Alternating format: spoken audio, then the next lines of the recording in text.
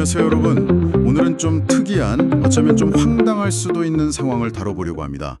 만약에 여러분의 가족관계 등록부에 실제로는 아예 존재하지 않는 사람이 이름만 딱 올라가 있다면 어떨까요?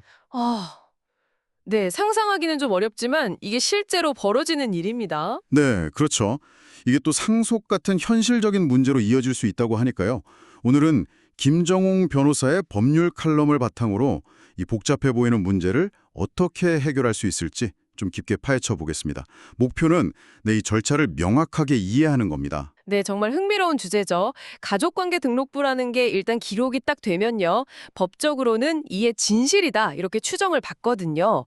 그래서 허무인, 그러니까 존재하지 않는 사람이 등재된 경우에는 이걸 바로잡으려면 정해진 법적 절차를 꼭 밟아야 합니다. 아, 그냥 지울 수가 없는 거군요. 네, 그렇습니다.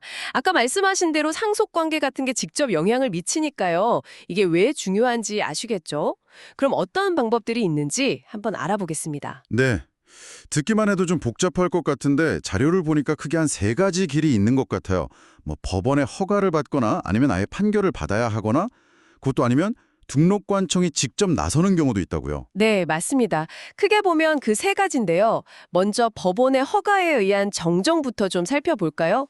관련 법 조항들이 이걸 뒷받침하고 있는데 핵심은 이거예요. 등록부 기록이 법률성 허용될 수 없는 내용이거나 아니면 누가 봐도 명백한 착오 또는 누락이 있을 때 그리고 중요한 건 이에 사안이 좀 비교적 가벼워서요. 신분관계에 뭐 아주 중대한 영향을 미치지는 않는 경우에 주로 쓰인다는 겁니다. 아, 그러니까 좀 명백한 오류 같은 거군요. 예를 들면 어떤 게 있을까요? 네. 예를 들어서 이미 돌아가신 분하고 혼인신고를 했다거나 하는 것처럼요. 이건 뭐 명백히 무효인 행위잖아요. 그런 게 기록된 경우죠. 이런 건 이제 이해관계가 있는 사람이 신청해서 허가를 받아 정정할 수 있습니다. 그렇군요. 허가는 명백한 오류나 좀 가벼운 사안. 근데 아까 말씀하신 것처럼 만약에 이 존재하지 않는 사람 때문에 상속 문제같이 정말 큰 일, 그러니까 법적으로 중대한 영향이 생길 때는요. 가령 아버지가 돌아가셨는데 상속인 명단에 엉뚱하게 허무인이 끼어 있다면 이건 보통 일이 아니잖아요. 바로 그럴 때, 네. 그럴 때 이제 두 번째 방법인 법원의 판결에 의한 정정이 필요한 겁니다. 방금 말씀하신 것처럼 정정하려는 내용이 친족법이나 상속법상으로 아주 중대한 영향을 미치는 경우죠. 허무인이 상속인으로 떡하니 있어서 상속 지분이 막 달라지는 경우. 이게 대표적이에요. 아, 그럼 이건 그냥 허가만 받아서는 안 되는 거군요. 네, 안 됩니다. 이때는 단순 허가 절차가 아니라 아예 신분관계 자체의 존재 여부를 법정에서 다투는 거예요. 그 가사소송이라고 하죠. 가족 관련 법적 분쟁을 다루는 소송. 이걸 통해 확정 판결을 받아야만 정정이 가능해집니다. 판결이 확정되고 나서 한 달 안에 그 소송을 제기했던 사람이 신청해야 하고요. 와, 이건 정말 일이 커지네요. 소송까지 가야 한다니. 그럼 혹시 본인이나 가족이 이렇게 직접 소송까지 나서지 않으면 방법이 없는 건가요? 뭐랄까, 당사자가 신청 안 해도 해결될 길은 없을까요? 아, 있습니다. 네. 세 번째 방법이 바로 그거죠. 등록 관청의 직권에 의한 정정인데요. 이건 담당 공무원이 기록을 쭉 보다가 이거 법률상 무효인데 혹은 명백한 착오나 누락인데 하고 발견하는 경우예요. 공무원이 직접 발견했을 때요? 네, 그러면 일단은 그 신고했던 사람이나 관련자에게 통지를 먼저 합니다. 이거 잘못됐으니 정정 신청하세요 하고 유도를 하는 거죠.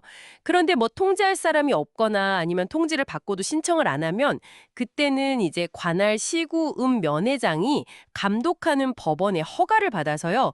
직접 직권으로 기록을 정정할 수 있습니다. 아주 경미한 사항은 뭐 허가 없이 먼저 처리하고 보고하기도 하고요. 어허, 공무원이 알아서 처리해주는 경우도 있군요. 네. 그런데 여기서 실무적으로 정말 중요한 포인트가 하나 더 나옵니다. 바로 허무인의 경우인데요.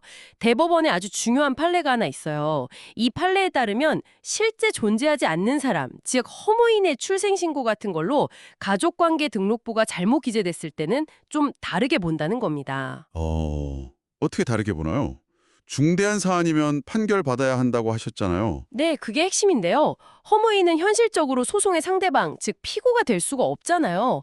없는 사람을 상대로 소송을 할 수는 없으니까요. 아, 그렇죠. 생각해보니 그렇네요. 네, 그래서 설령 그 정정이 상속 문제처럼 중대한 영향을 미치는 사안이라고 하더라도요, 이 경우에는 두 번째 방법인 판결, 즉 가사소송을 통한 판결이 아니라 첫 번째 방법이었던 법원의 허가 절차로 처리할 수 있다고 봐요. 와, 흥미롭네요. 법이 현실적인 문제, 그러니까 소송 자체가 불가능한 상황을 고려해서 절차를 좀 유연하게 적용하는 거군요. 정확합니다. 어떻게 보면 법 체계가 현실의 벽 앞에서 나름의 해결책을 찾는 모습이라고 할 수 있겠죠. 자, 그럼 오늘 이야기 한번 정리해 볼까요? 가족관계 등록부에 있지도 않은 사람이 등록된 이 아주 이례적인 상황, 이걸 바로잡기 위한 명확한 법적 절차가 있다는 거군요. 법원의 허가, 또 판결, 그리고 공무원의 직권정정, 이렇게 세 가지 길이 있고 각각 적용되는 상황이 다르다는 점을 배웠습니다. 특히 실제 없는 사람인 허무인의 경우는요, 이게 상속 같은 중대한 문제랑 얽혀 있더라도 소송 자체가 불가능을 하니까 판결 대신에 허가 절차를 이용한다는 점, 이게 핵심 포인트 같네요. 네, 맞습니다. 이게 결국은 공식 기록의 정확성이라는 게 개인의 법적 신분이나 재산 관계에 얼마나 큰 영향을 미치는지를 아주 잘 보여주는 사례라고 할 수 있겠습니다. 여기서 여러분께 한 가지 더 생각해 볼 만한 질문을 던져드리고 싶어요. 네, 어떤 거죠? 이렇게 명백히 잘못된 허무인 기록 말고요.